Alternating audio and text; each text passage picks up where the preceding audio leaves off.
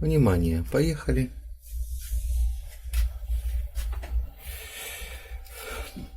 Доброго времени суток, уважаемые посетители моего канала. Сейчас перед вами находится обыкновенная струбцина, которой мы все пользуемся очень часто, но у нее иногда возникают такие непредвиденные трудности, когда начинаешь зажимать деталь, она вдруг начинает щелкать, проскакивать, так сказать, не зажимать, а просто делать вид, что это делает. Сейчас я попытаюсь выяснить, в чем причина. Бывает, зажимаешь, потом происходит щелчок, и деталь не зажата. Сейчас мы сделаем вскрытие, и что оно нам покажет. Произведем вскрытие, так сказать.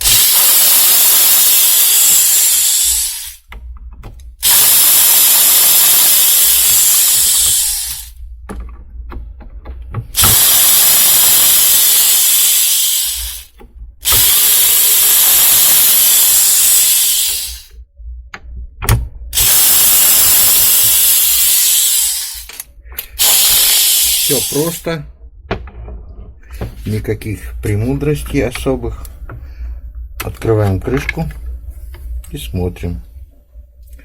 Тут вроде все нормально, никаких обломков, никаких крошек и тому подобное. А вот тут смотрим. Вот этот штифт является осью, он всего лишь навсего выглядывает на пару миллиметров за пределы вот этого курка, спускового крючка, так сказать, струбцины. Вот. И что произошло? Оказывается, вот здесь есть прилив. Должен быть,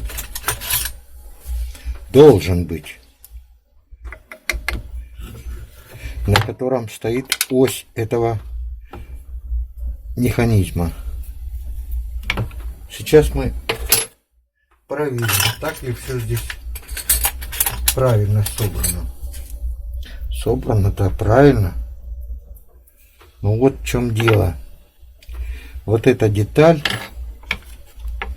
она принадлежит вот этому телу. Она должна быть вот здесь. Вот она, как родная стоит. При работе механизма, тут еще ось, куда я иду, вот она. При работе механизма на нее действуют нехилые нагрузки, которые просто ее срезают. То есть этот маленький выступ вот так вот при нажатии на курок с штифтом этим, который не насквозь, а только чуть-чуть заходит в эту втулочку,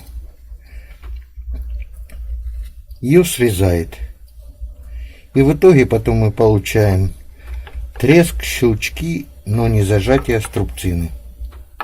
Что можно сделать? Да все очень просто.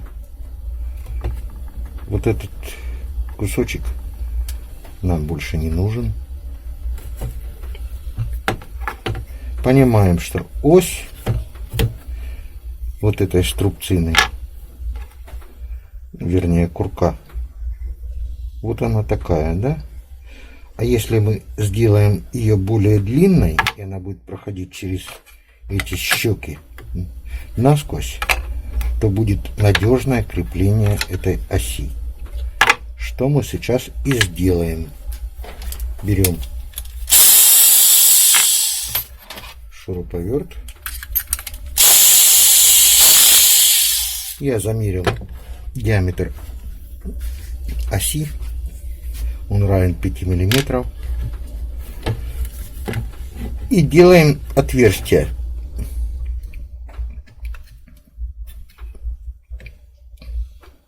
Точность не суперская.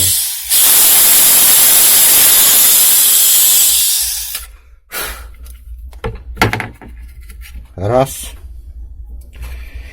Если здесь есть выступ, это хорошо. Он здесь и останется, и дальше будет работать. Если его тоже срезало, ну что ж, сверлим насквозь.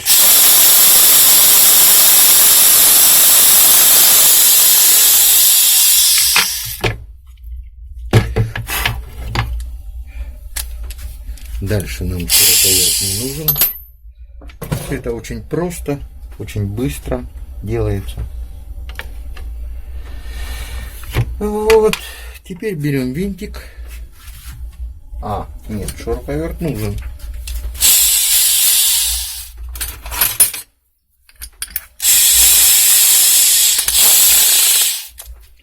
Мы берем и здесь делаем потай.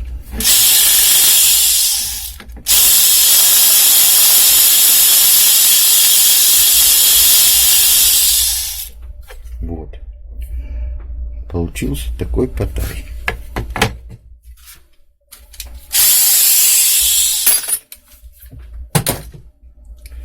Теперь берем винтик на 5. А где он у нас?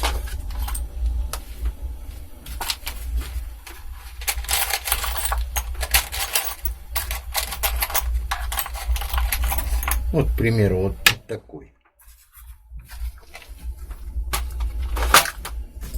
И вставляем его сюда. Вот он в потай зашел. Прекрасно. Вот. Одеваем этот механизм. Тут еще я заметил, когда я разбирал некоторые струбцины, бывают втулочки такие дистанционные, которые, ну, прокладочки. Иногда их нет. У нас отверстие есть, оно совпадать должно.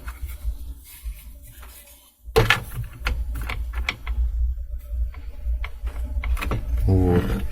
Мы поставили ось вот этого механизма. Он уже работает. Ну, давайте закроем корпус. Все-таки надо, чтобы он жестко закреплен был.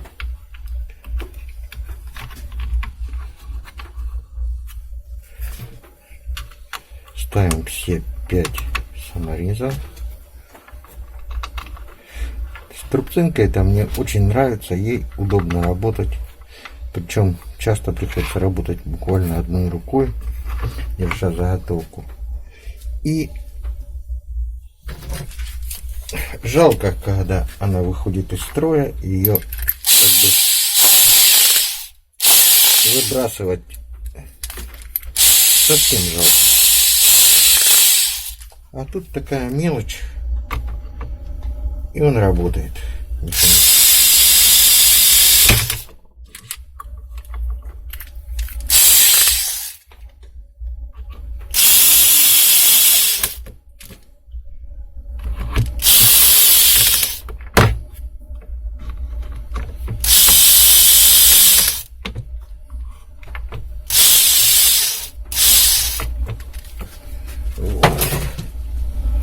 Теперь, что нам осталось сделать? Не беда, выпал. Поставить сюда гаечки. Вот эту деталь мы заменили вот этим винтом.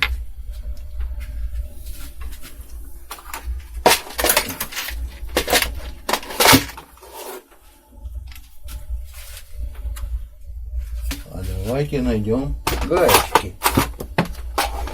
А что они у нас представляют?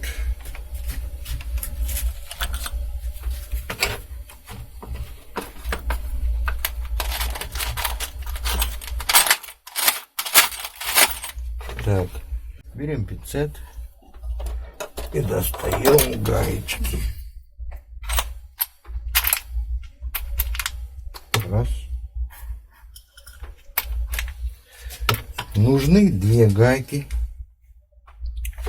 для того, чтобы стопорить и не позволить этому механизму раскрутиться или наоборот зажать себя.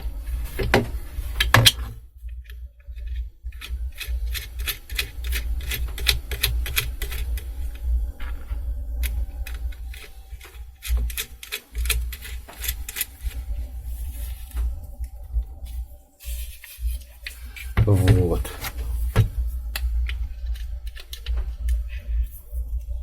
Сейчас происходит зажим.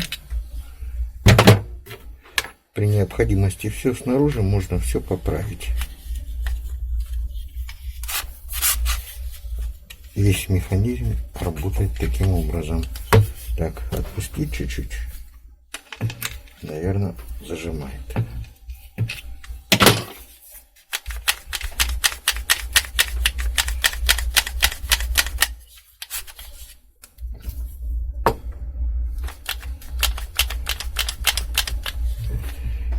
Усилие можно прилагать теперь какое угодно. Через плоскость вот этой вот щеки винт так быстро не проскочит.